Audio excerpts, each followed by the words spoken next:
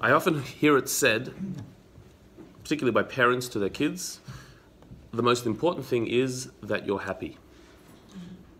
The most important thing to me is that you are happy, which is a beautiful sentiment. Wanting happiness for your children is indeed a very deep desire. But this desire to say that the most important thing is that you're happy, I believe is more of a recent statement. I'm not so sure that our grandparents, great-grandparents would have said that the most important thing is that you're happy. They would have perhaps wanted us to be happy, but that it's the most important thing, I'm not so sure. Why? Perhaps because they lived in times when just surviving was probably the most important thing, and happiness, satisfaction, that was already icing on the cake. And so such a luxury to live a happy life, that was beyond what was expected. Just to live would be good. Let's start with that, and then if it's happy, then even better. Whereas we live in a very privileged generation where we can make happiness our most important thing, and many of us do, and many of us are brought up that way, that the most important thing is that you should be happy. But unfortunately, it hasn't worked out that way. That I wouldn't say our generation is the happiest generation, or in our time in history, we're happier than ever. More privileged maybe, luckier in many ways, richer in many ways, but not every way. And certainly in happiness, perhaps not. Even perhaps we might be considered quite poor. And part of it could be because we were told that the most important thing is that you should be happy. Being told that creates a certain mindset that is not very conducive to happiness. If I'm told for my formative years that the most important thing is that you're happy, what does that create in me? A pressure. Pressure that what? Lack of ambition. Lack of ambition. Why? Priority. Because if your only aim in life is to be happy, foregoes all the other things that one could and should be doing. Right, so my ambition will be to be happy, but... Yeah, I think it creates frustration because you'll never know when you've reached happiness. How do you measure happiness? Right, so it's like an impossible goal. You're chasing the carrot in front of your face. Also priority. Then you prioritize it for other very important things. Right. And frustration. Because it's too ambiguous. Right, it's not a specific... The younger the child is, the more structure and more black and white they need. And if you just like so all over the place, be happy, it's like... Yep. In addition to that, there's a big problem with being told that the most important thing is that you should be happy. And that is that it makes me extremely self-absorbed. I'm being told that the most important thing is that I am happy. Not that anyone else is happy, that I am happy. Not that I'm good, or that I serve a higher purpose, or that I'm contributing to the world, but that I am happy. If that is the most important thing, not an important thing, but the most important thing, then what that basically means is I am the most important thing. I am the center of the universe. My happiness is the most important thing. I don't think that's what people mean when they say it, but that's the message.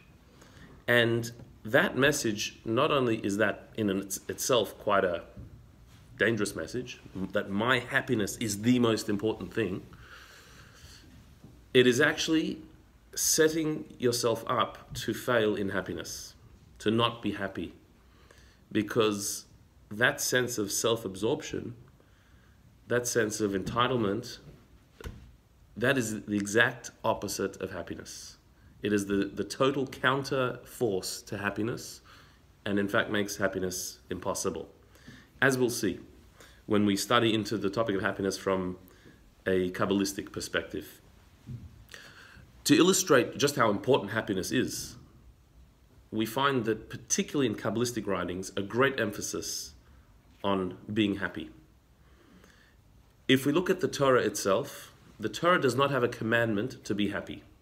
It doesn't say there are 613 commandments, there are many commandments, but to be happy is not one of them.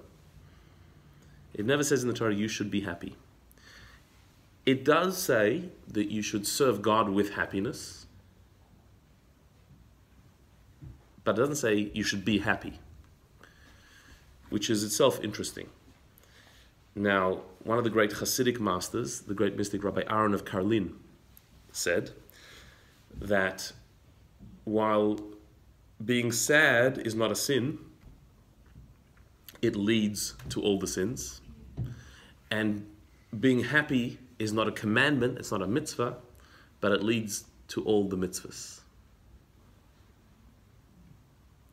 Meaning that when we're in a state of sadness, this is not just my business. It's not just my business that I'm in this bad mood or that I'm feeling down. It is going to impact others, not just because I'm going to put them in a bad mood, but because I'm not going to be able to be there for them. I cannot give of myself when I'm feeling down about myself. I become self-absorbed. And so all the mitzvahs, all the commandments, all the good deeds that I'm supposed to be doing are not going to be fulfilled because I'm stuck in myself at that moment. Not only that, but it's going to lead me to sin. Because apart from the good that I'm not doing, it's going to lead me down a bad path. Because to fill the void that I'm feeling, to try and lighten up the darkness that I'm feeling, I'm going to probably end up engaging in activities that are not good and sometimes very bad. Feeling sorry for yourself, you want to. Correct. We do things to try and pick ourselves up, lift ourselves. One thing we do is indulge. We like to indulge in things. We go on binges, whether it be eating or shopping or other things to try and fill in the void of darkness, which in and of themselves may not be so bad. But when we're in that state, where we're just trying to fill a void of emptiness, then we could also engage in immoral activities, immoral relationships or illicit substances or other things that can cause a lot of damage and harm to ourselves and to others. So Rabbi Aaron of Karlin says, while sadness is not a sin, it leads to all the sins. Because when you're in that state, then there's a slippery slope before you can end up doing things that are really bad. Whereas he says, being happy is not a mitzvah, there's no commandment to be happy, but it leads to all the mitzvahs. All the good deeds in the world come from being happy, meaning that my state of happiness is, again, not just my business. Just like my sadness is not only my business, my happiness is also not just my business. It's going to impact the world around me because I'm a better person when I'm happy. When I'm happy, I'm outwardly focused. I'm able to focus on others and help other people. I have a sense of purpose. I'm alive. I'm active. And I bring light to my surroundings. Happy people generally are not people who are doing really bad things. And those who are really doing bad things are generally not really happy people, generally speaking.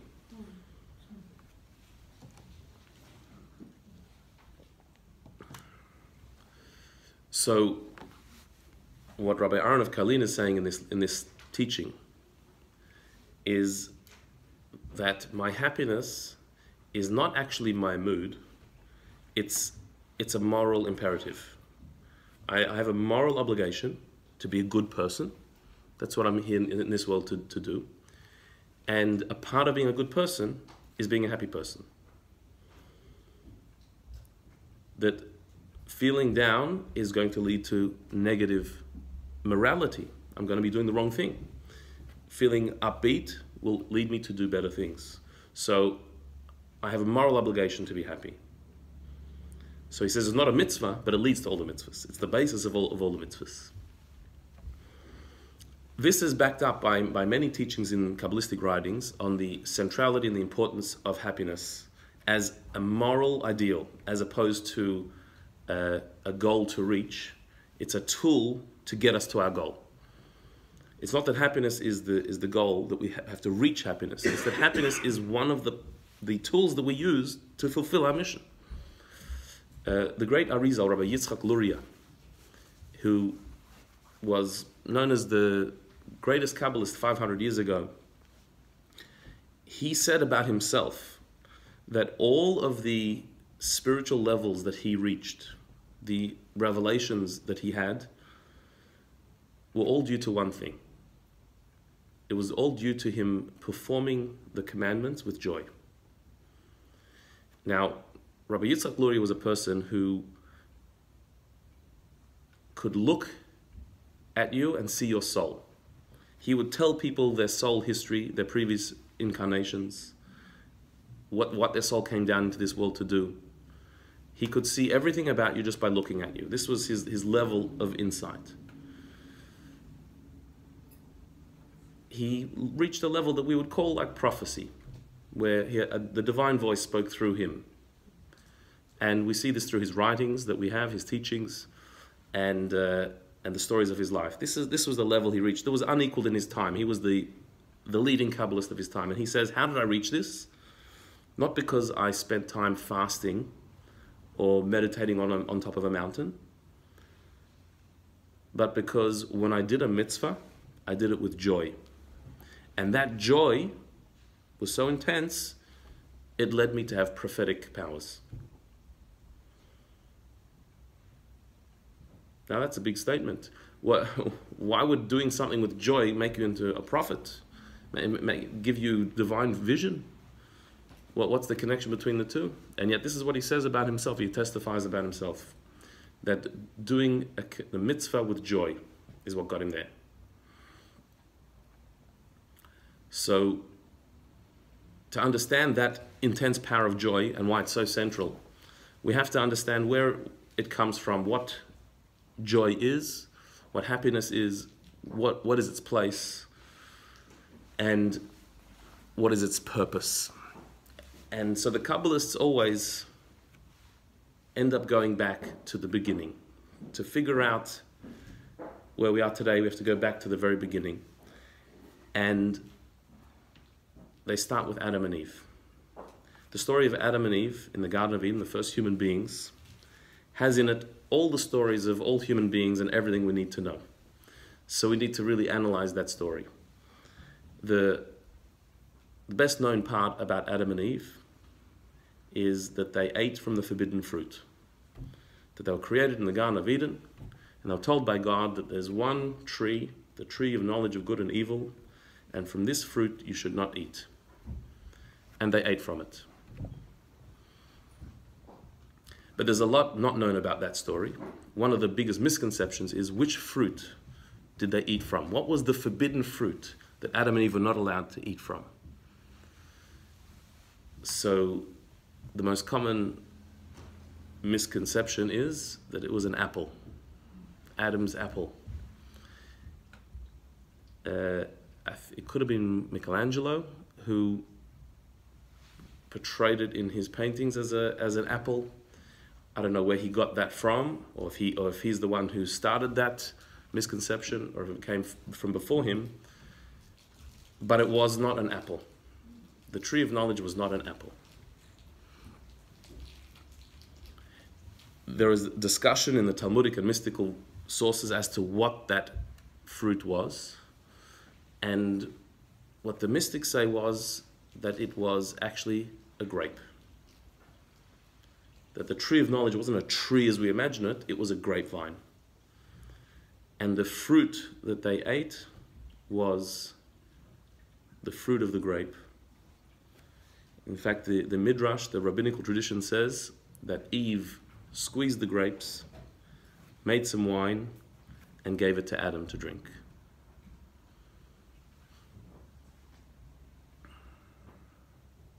That was the tree of knowledge. Now, when did they do this? When did they drink from this grape? When did they eat from the fruit tree of knowledge? On the day they were created. Adam and Eve were created on Friday, the 6th day of creation. And that afternoon, they ate from the tree. So we're saying that they were created as adults. Adam and Eve were created as 20-year-olds, fully developed adults. And on the very day that they were created, they were told not to eat from the tree. They ate from the tree. There was a mystic, his name was Reb Shabsi Kohen. He was a student of the students of Rabbi Yitzchak Luria, the Arizal that we earlier mentioned. And he writes another detail of the story that we don't know. And that is that they ate from the tree on that Friday afternoon. They drank from the wine of the tree of knowledge on Friday afternoon. And that was forbidden.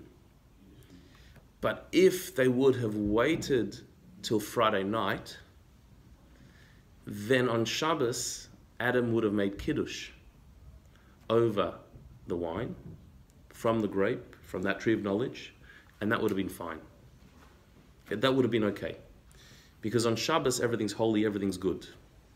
It's because he had it on Friday afternoon, that was problematic. If he would have waited till Friday night, then it would have been fine. He would have made kiddush on the wine.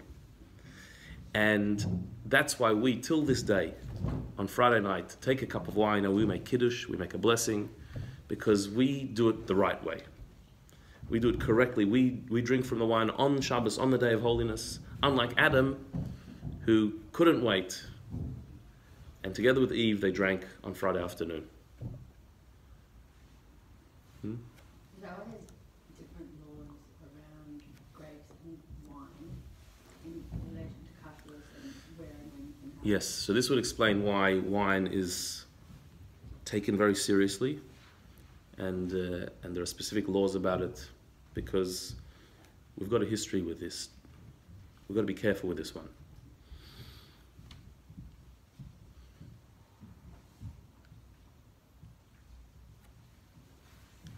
We also know that Noah, who experienced the flood, the destruction of the world 10 generations after Adam, when the world had become corrupted and only he and his family survived with all the animals on the ark. So the first thing he did after he came out of the ark was to plant a vineyard. That the Torah says specifically. He planted a vineyard. And he made wine. And he got drunk.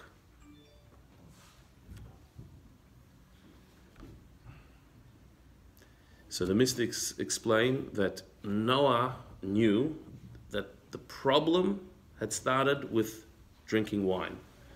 So he wanted to fix it.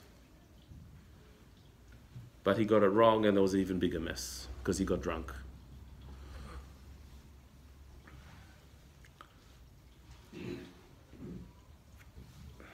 So what's going on here? Adam's sin, Adam and Eve had done this terrible, terrible thing. What was the terrible thing? They did something that we all do. They ate the Shabbos food on Friday afternoon. They didn't wait till Friday night. Everybody in every Jewish home does that. We always try and take a little bit to eat in the afternoon. Everyone's starving. They didn't wait till Friday night. They had the wine on Friday afternoon. What's the difference? If this fruit was bad, so then it's bad on Friday night. And if it's not so bad, so then why was it such a problem Friday afternoon? And we're not just talking about a little problem, we're talking about a major catastrophe, that because they ate from the fruit, so then human beings became mortal, death came into the world as a result. All the pain and suffering and everything difficult and all the issues that we have all came about because Adam ate from the fruit. Had he not done that, had he waited till Friday night and made kiddush on the fruit, so then everything would be fine, the world would be in its messianic, ultimate time, everything would be perfect, there would be no problems. But because he ate from the fruit in the afternoon and he didn't wait till the night, so then problem. Why? What's the big deal?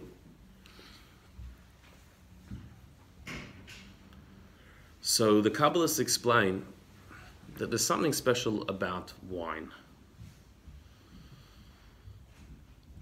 And we find King David writes about wine an interesting verse. In the book of Tehillim, the book of Psalms, he says, Yain yisamach levav enosh, which means that wine brings joy to the heart of man. Wine has the power to bring joy to the heart of man, which is quite a statement, that wine is the source of joy.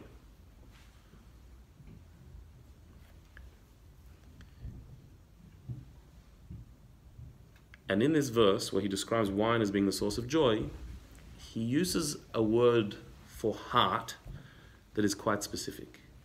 In Hebrew, there's two ways you can say heart.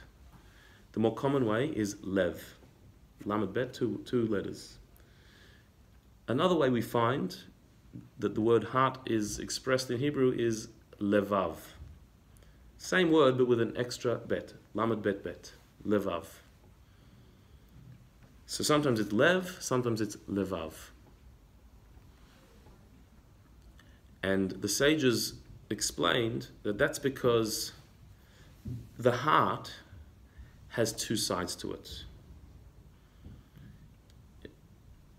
Rabbi Chaim Vital, the student of the Arizal, in his book Shara Kedusha, Gate of Holiness, he writes that the heart has two ventricles, two chambers in it. And those two chambers of the heart, the two physical sides of the heart, represent two spiritual sides of the heart. There is a side of our heart that is pure, holy, beautiful, altruistic, and upright. There is a side of our heart that is more instinctive, more animalistic, more physical, and lowly. We have urges in our heart, we have desires that are pure and holy. We have desires that are ugly and selfish. These are the two sides to our heart, sometimes referred to as Yetzer Tov and Yetzer Hara, the evil inclination and the good inclination. We have a drive to goodness and a drive to evil. Two different, distinct sides of our heart. So, when the heart is described as lev, with one letter bet, so it's referring to just one side of the heart.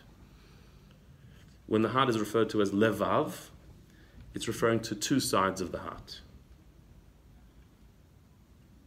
So for example, in the Shema prayer, we say, V'ahavta et Hashem Elokecha b'chol levavcha, that you should love the Lord your God with all your heart. There it says levavcha, with two letters bet. You should love the Lord your God with both sides of your heart. What does that mean? That not only the good, pure side of your heart should love God, but even your animalistic, lowly side, you should turn that around. You should train it to love God as well. Even your lower urges should be refined and elevated to love God. Love God with both sides of your heart. Levavcha b'chol levavcha. So the Talmud says, with both of your inclinations, your evil and your good inclination naturally loves God. Your evil inclination has to be turned around to love God as well.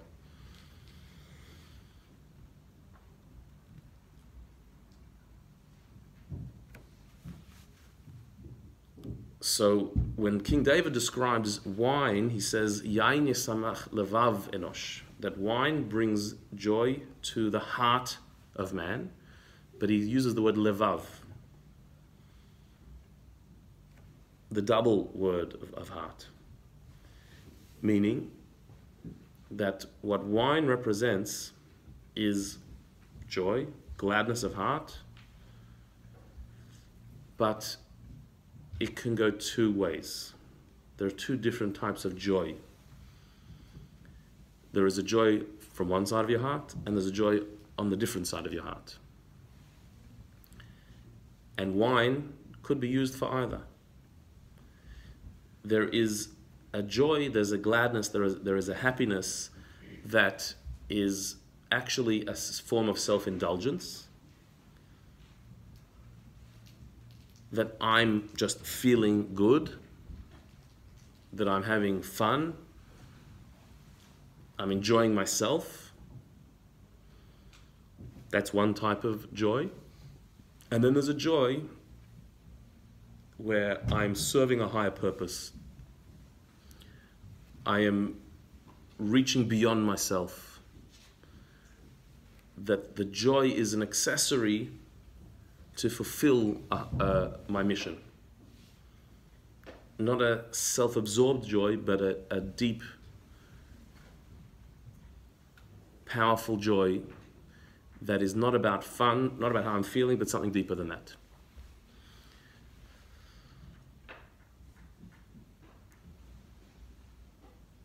And so the drinking of wine could go either way. You can drink wine, you can have a physical experience that is purely indulgent, or you can have one that is taking you to a higher place, a selfless experience. To understand this further, there's a teaching of Rabbi Shneur Zalman, the Alter Rebbe, the author of the Tanya, where he says that the very definition of being happy, of true happiness, is one that needs to be defined clearly. Because we usually use the word happiness in a very vague way. That we usually often use the word happy as meaning just a feel-good type of thing. But there are a lot of people who feel good, have a lot of fun, but are not happy. If I would ask you, what would make you happy right now? What are things that make you happy? What are the experiences that you can have that will make you happy? What usually makes people happy? Can you give me a few examples? Going on holiday. Going on holiday. So we're at work, going through our drudgery of just the every day. I wish I could go on a holiday. That will make me happy. Yeah? Music. Listening to music. What type of music? Happy. Happy music. People also listen to sad music. That can make me happy as well. It's a pleasure. It's a pleasure that you get from music.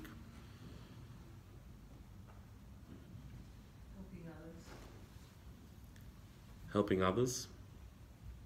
Why would that make you happy? What's that to do with happiness?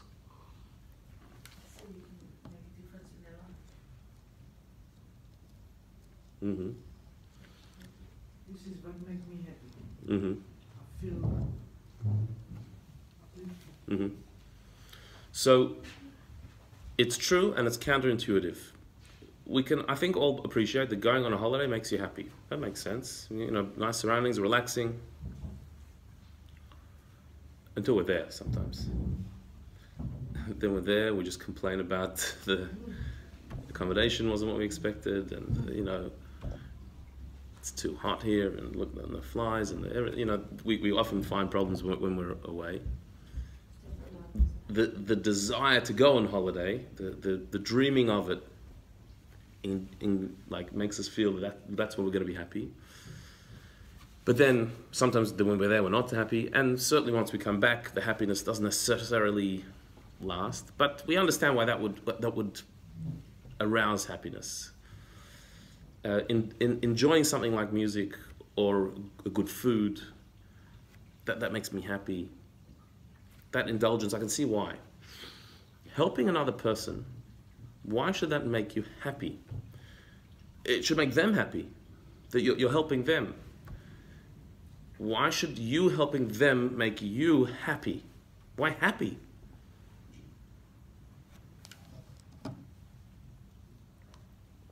Comes back. Feeling that you make someone happy. The sense you of make achievement. someone feeling better. Not particularly call it that I made this person happy, but you make somebody feeling better, somebody who was miserable, and you make this person feeling better, it comes back to you with double strength, and it uplifts yours. Yep. daily. Yep. Yep. Mm-hmm. Making difference.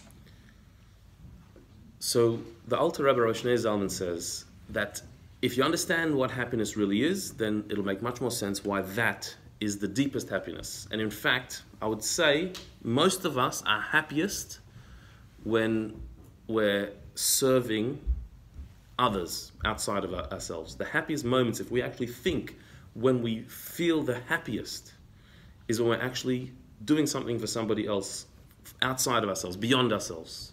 That's the moment when we're the happiest. A deeper happiness. Rabbi Shneur Zalman says because happiness equals humility. Happiness is the same as humility. When you're humble, you're happy. And therefore the opposite, when you're arrogant, you're miserable.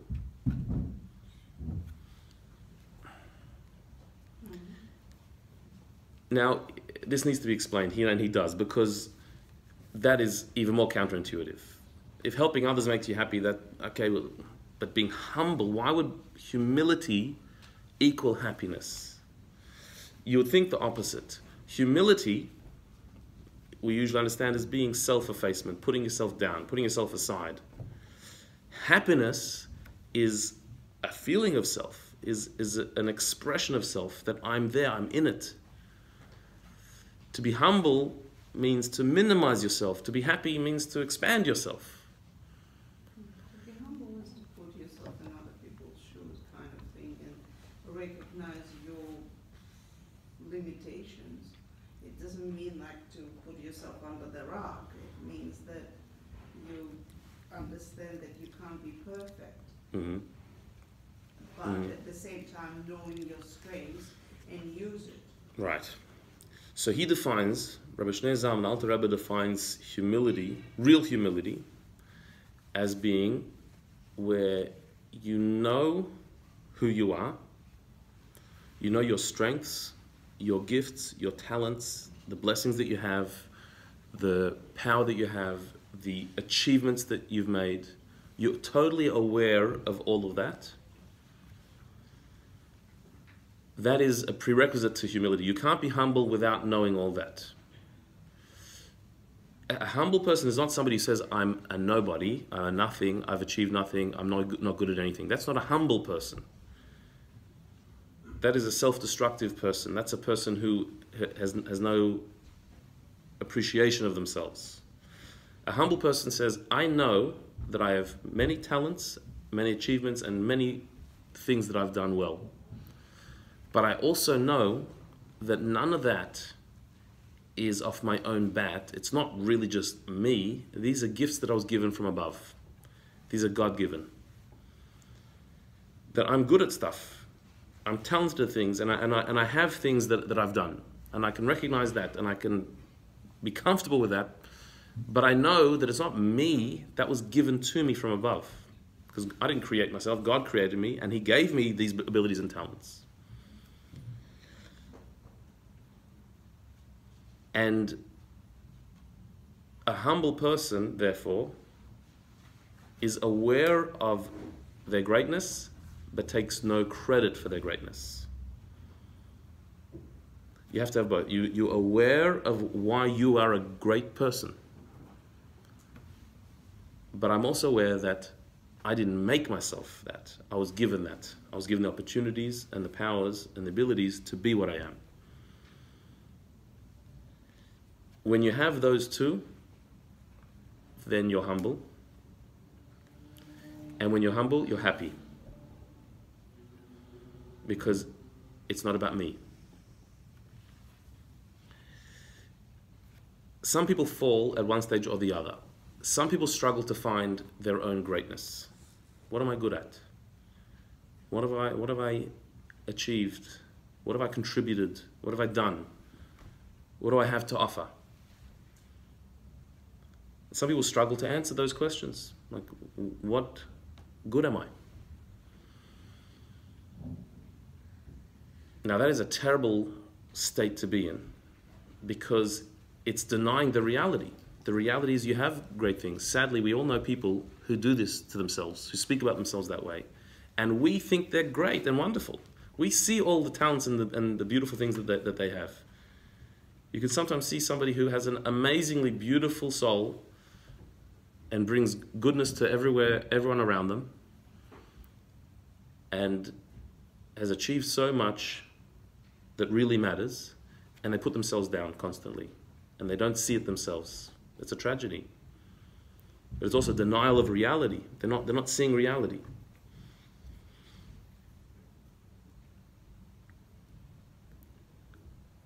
So, and that comes from somewhere. That's not coming from nowhere. Somebody who can't recognize their own talents. There's a history to that. It's they were taught that, probably. Maybe they were put down all the time. Or maybe they were never criticized. There's a reason why. They can't look at themselves and see themselves. And so that needs work. And somebody who can't see their own talents needs to learn to see them. Maybe by talking to somebody outside who can recognize and identify, and they have to really believe it. You have to believe what somebody tells you. Somebody who can't take a compliment. That's not being humble.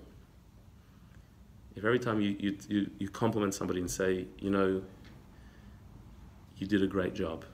I say, no, I didn't. It was terrible. Excuse me? I just said something. I just shared my opinion that you did a great job. You just reject it like that? That's not nice. That's not being humble. That's being stuck in your view. Take a compliment from me. I just said that you did well. Learning to take a compliment means hearing that this is what somebody's opinion is. Somebody's opinion is you did well. Thank you for the meal. You're a great cook. Oh, no, I'm not. What do you mean? I just ate the food. I just said it's good. Or you just gave a great talk. Or you did a great job today. No, I didn't. It was terrible. What do you mean? I think it was good. Does my opinion not count? A humble person, a really humble person, can hear a compliment and say thank you. And know that that's not because I am great on my own. I was given God-given talents. I was given opportunities to use them, and I did. That's okay. I don't have to defend myself, or I don't have to deny it. I can accept a compliment, because it's not just about me. It's about the divine blessing that I was given. So you first have to be able to recognize the good that you've done, your abilities and your talents. Then you have to take the next step and recognize that it's coming from a higher place. I didn't create myself. So I don't have to be scared to admit that I'm good, because that's not my credit, that's God's credit. So God did a good job. He created me and He gave me talents. I need to be able to say that. Like it says in the Torah that Moses was the most humble man on the face of the earth. Who wrote that? Moses. Moses wrote down the Torah. I mean, it was God's word, but Moses wrote it. He wrote the words, Moses is the most humble man on the face of the earth. Does that sound humble? Would a humble person write that? If it's true, why not?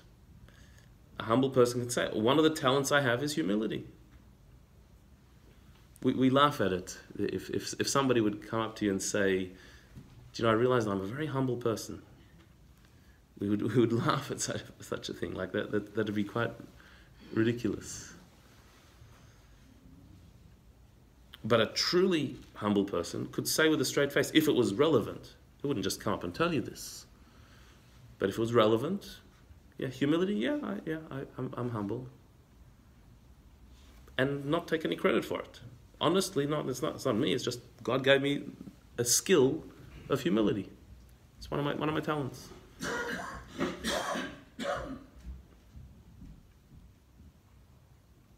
You can see that if you don't have that ability, if you can't recognize your talents and you can't recognize that they're given to you from above, so then you don't use them. You don't fully access them. Because first of all, if you're denying you have them in the first place, so then you're not utilizing your talents. And if you're not recognizing where they come from, so then you get stuck in it. You take it too personally. It's too much about you.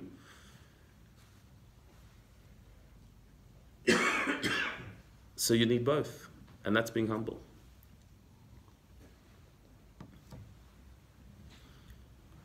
And humility, says the Alter Rebbe, is joy. When you have that humility, when you have that sense that it's not about me, and not everything's about me. Even me is not about me. Even my talents and my achievements are not about me. It's about a God-given gift, and I'm fulfilling my mission. I'm doing what God has created me to do. When you feel that, then you're in a state of joy.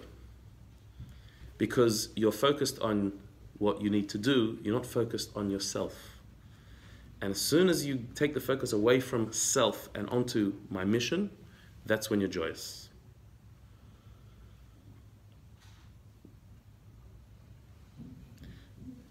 When we're self-absorbed, we will always have room for misery. Because even if I see what I've got, but if I'm thinking about myself, well, I don't have this, and I didn't do that, and I haven't achieved this, and I haven't gone here. Whatever you have, you can always find a million things that you don't have.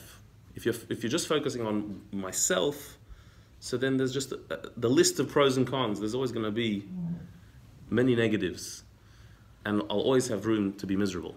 But if I'm focused on my mission or what I've got to do, so then I don't have time to be miserable. I have to get on with this. I have things that I've been given the talent to do, and I have to utilize them.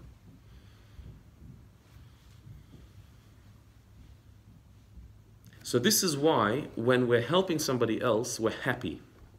Because at that moment, we're focused on something outside of ourselves. And it's in those moments when you're focused on the outside that you're light, you're buoyant, you're on the move. And that movement is what we describe as joy. It's when we're lethargic, inert, stuck, heavy. That's when we're not happy. And not good things come from that.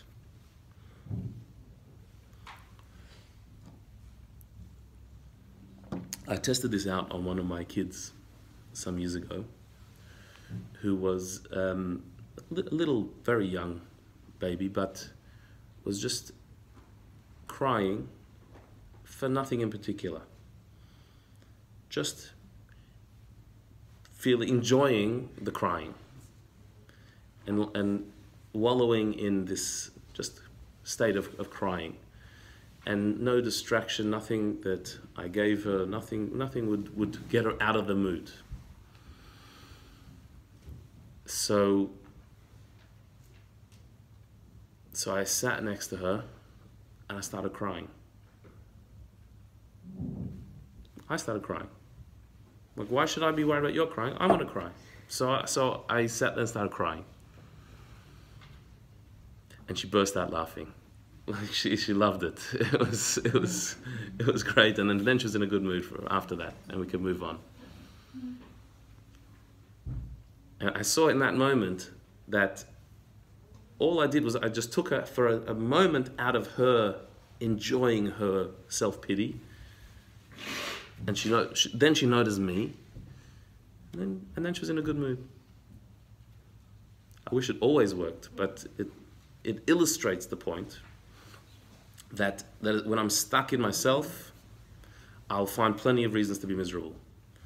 When I'm looking outside of myself, so I just don't have the time or the focus to look at what the problems, what I'm missing.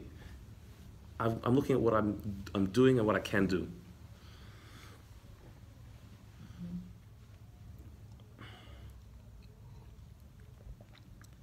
This is why the Arizal, Rabbi Yitzchak Luria, we quoted earlier, said that I reached all of my levels of prophecy, all of the insights, the spiritual visions that I got, was all because I did mitzvahs with joy.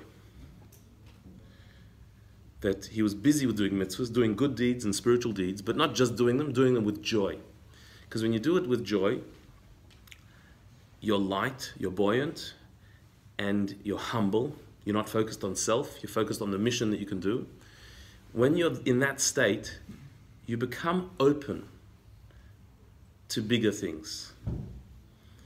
When you're stuck in self-absorption, so you're a closed vessel.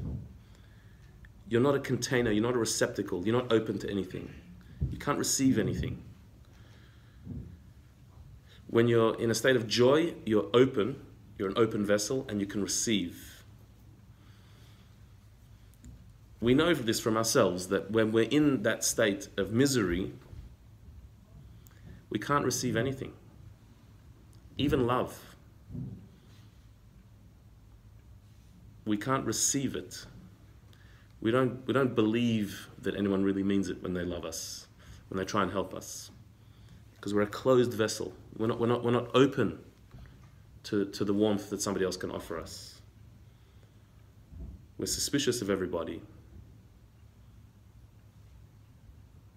Whereas when we're in a state of joy and openness, then we're a container. And we can actually hear someone else and receive from outside of ourselves.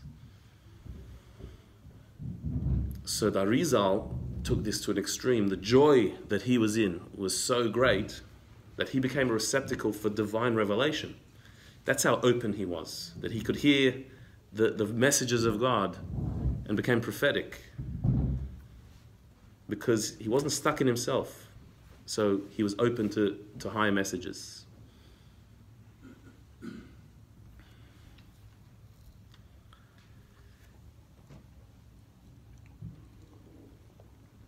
And so, this was the mistake of Adam and Eve, drinking the wine on Friday afternoon rather than waiting for Friday night. It was the same wine. It would taste the same. The difference between drinking it on Friday afternoon and drinking it on Friday night was that Friday afternoon was an act of self-indulgence. Just enjoying a nice drink. Drinking on Friday night was doing a mitzvah.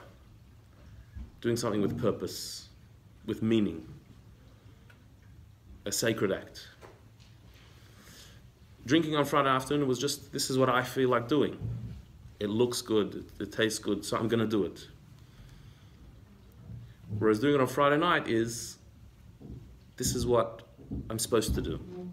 I'm doing it for a holy purpose. And so, Reb Shabsi Kohen taught that had they waited till Friday night, it would have been fine. But they did it on Friday afternoon, and that was the whole problem. The wine, which represents joy,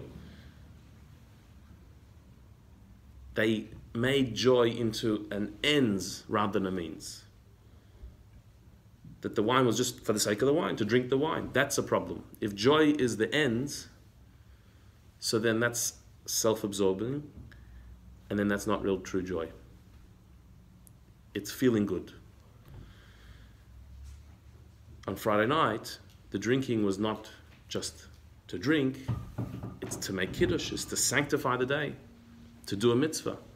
When the joy is an accessory for a higher purpose, that's true joy. That's real happiness.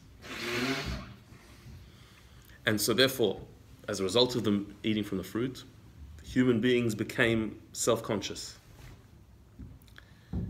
That's where we gained our self-absorption, which is natural to us. And to overcome that sin is to become beyond that, to become outwardly conscious, to go to a higher goal. Adam and Eve drank it in, and now human beings are naturally egotistical. That's our default. And our challenge is to try and transcend that, transcend our self-consciousness and have a higher consciousness, a higher purpose, an outward focus, an outward goal. That I'm not just here about myself. I'm here to serve others and serve a higher purpose. Noah thought that he had a solution for this. That if Adam and Eve ate from the fruit, they drank this wine and became self-conscious, and the world became corrupt for 10 generations to the point where it was destroyed, and I'm the new father of humankind, creating a new world. What was the first thing he did? Well, I've got to fix what they did wrong. He planted a vineyard. And he says, I'm going to drink wine, but I'm going to do it the right way. They drank and became self-conscious. I'm going to drink and become unconscious. And so he drank and got drunk. He wasn't a fool. It's not, people usually explain it that it was the survivor guilt. He came out to a world that was destroyed and he was saved, and so he turned to alcohol to try and wash away the sadness of losing a world. And okay, that's nice, but I think there's something deeper going on with Noah. If he's the one that God said is righteous and the world was saved through him, maybe he was doing something a bit deeper than just wallowing. He thought, if self-consciousness is the problem, so then let me lose my consciousness completely. With the very same grape, the same fruit that Adam and Eve caused the problem with, I'm going to turn it around. And so he completely lost himself in drinking. But that wasn't quite the point. The point is not to become unconscious.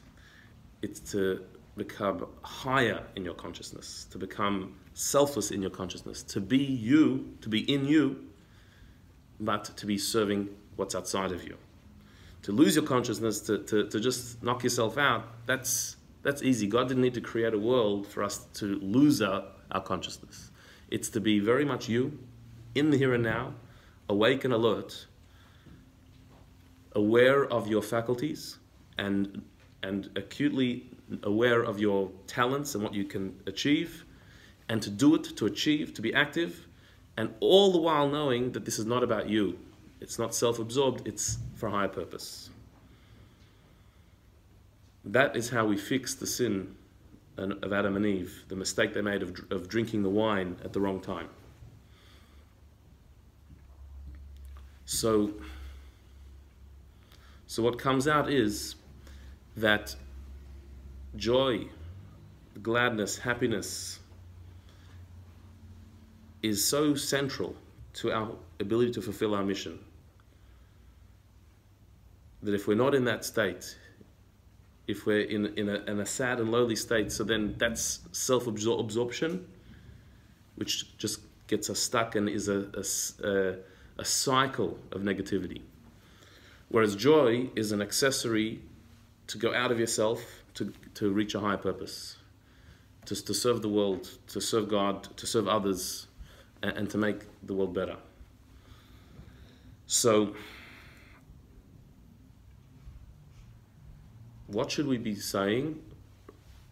The most important thing in the world is that you're happy. We need to adjust that saying a bit.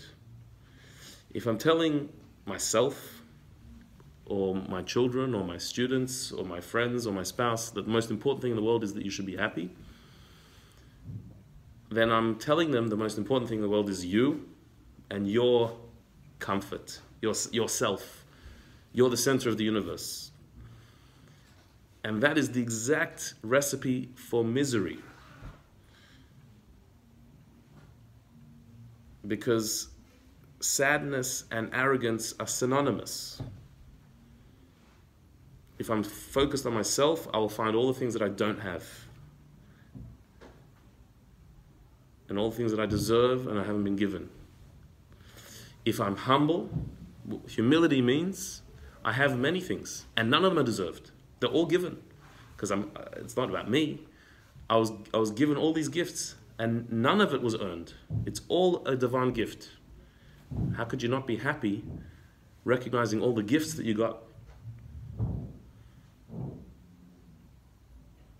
So if I think that my happiness is the most important thing, so then I'm the most important being in the world. Everyone is here to serve me. And that is a recipe for misery, because a child that was told that in their younger years, the most important thing is that you're happy, will be surprised to find when they grow up that not everyone thinks so. That not everyone else seems to be worried about my happiness. My parents were, but like, not everyone else is. So I go to work, or I go out in the world, and I'm trying to do things, and people are getting in the way of my happiness. So I need to explain to them, maybe you don't realize this, but the most important thing is my happiness, and you're not helping. So, that's not going to work. That's going to lead to a lot of misery. The most important thing is your goodness. The most important thing is that you should be good. That you should be doing good. You should be bringing happiness to others. And you can only do that when you're happy. So your happiness is important because it is the way that you do good. When you're not happy, you don't do good things.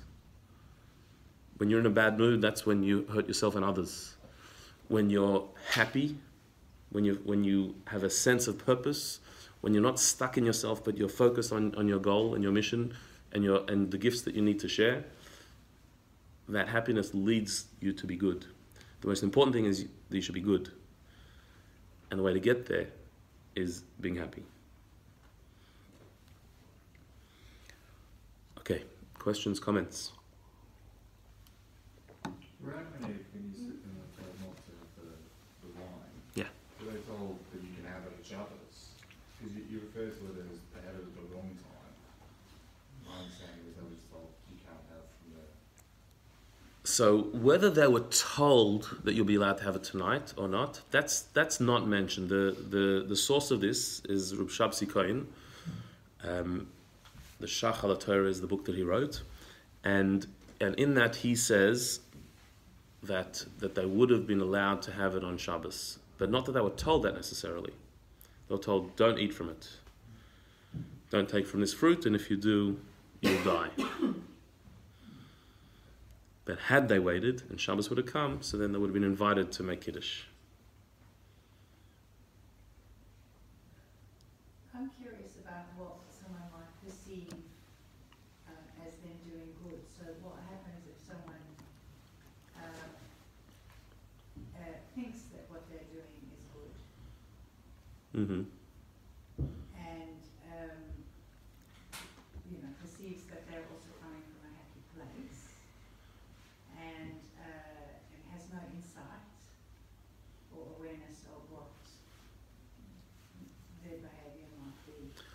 Okay, well that's a big question and a great question. That good also has to be defined. If good has any meaning, then it has to be an absolute. There has to be a definition of good and evil. It can't be that what I think is good for me, and what you think is good for you. Because if that's the case, so then there's no real good, there's just different tastes. And anything could be good if I justify it or I like it, and then there's no real meaning of good. So from a Torah perspective, good has to be defined by the Creator who put us here and tells us this is good and this is evil, this is right and this is wrong. There has to be an ultimate absolute definition of right and wrong. Otherwise, yeah, you can have somebody who is doing the most horrendous things but believing it's good because this is what I like. I mean, and I'm not talking about somebody who's not grounded in reality, but let's say it's incidental, like someone's walking down the street and they see someone that they know on the other side, and they don't greet the person, and that person feels quite upset by the fact that they weren't acknowledged, then really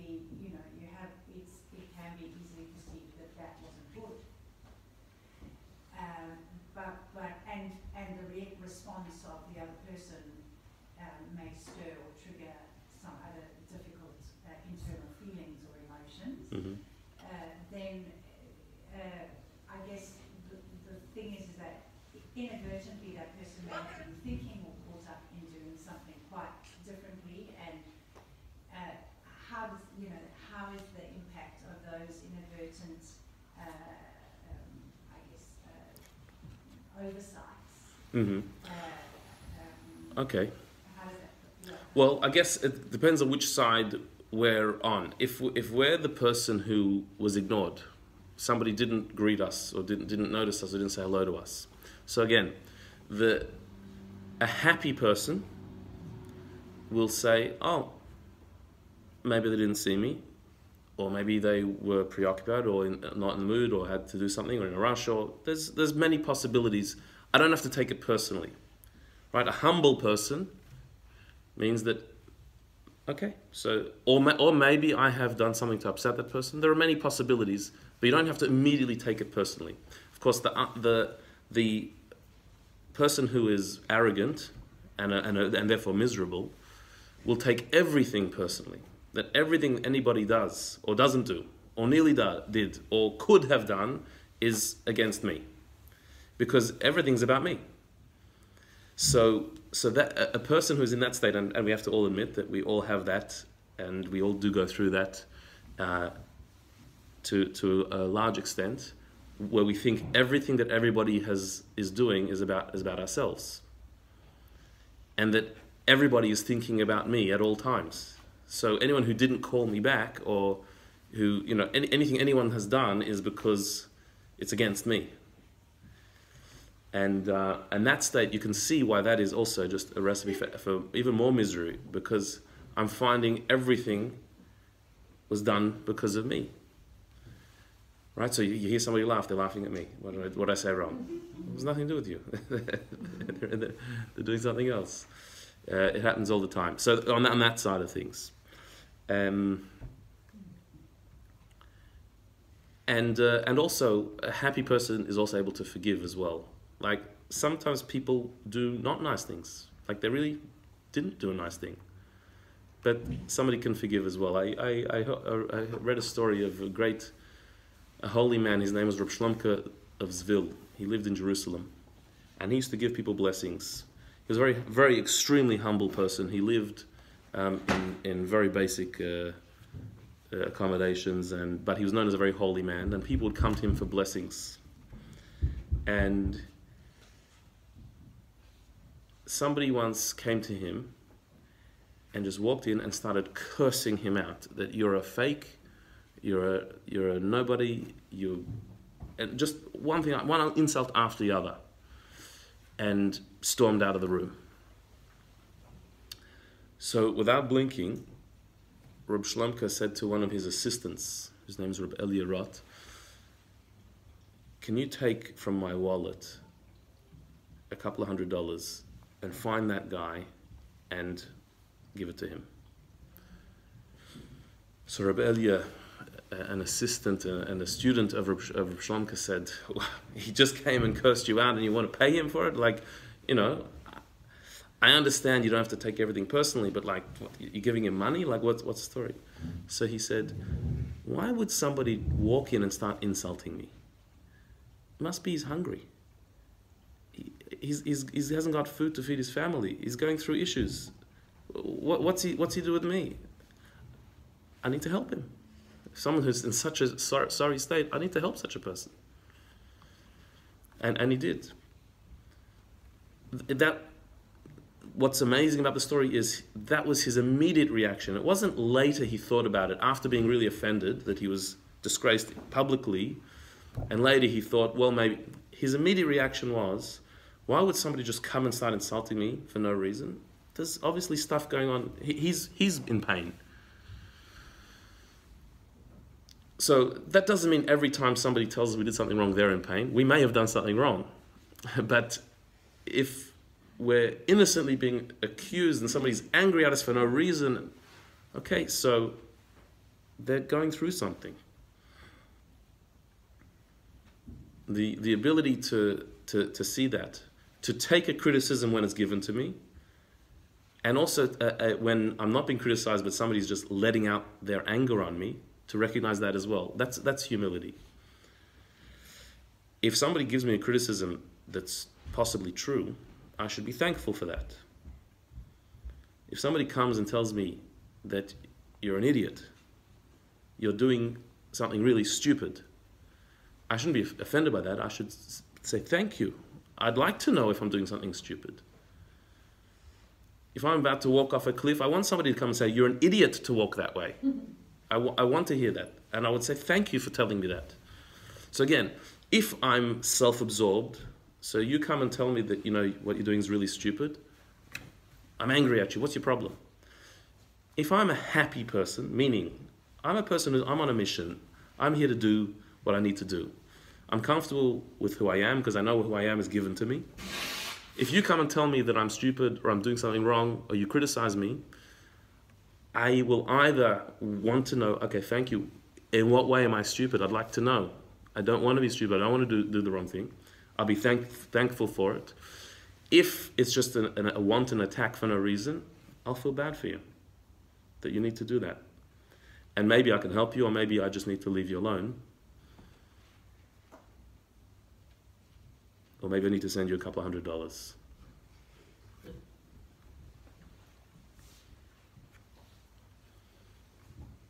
Sometimes it is very difficult to find the right words for the person who is miserable, and you feel that they are deep in this misery, and you have to think what to do, what words to use, which.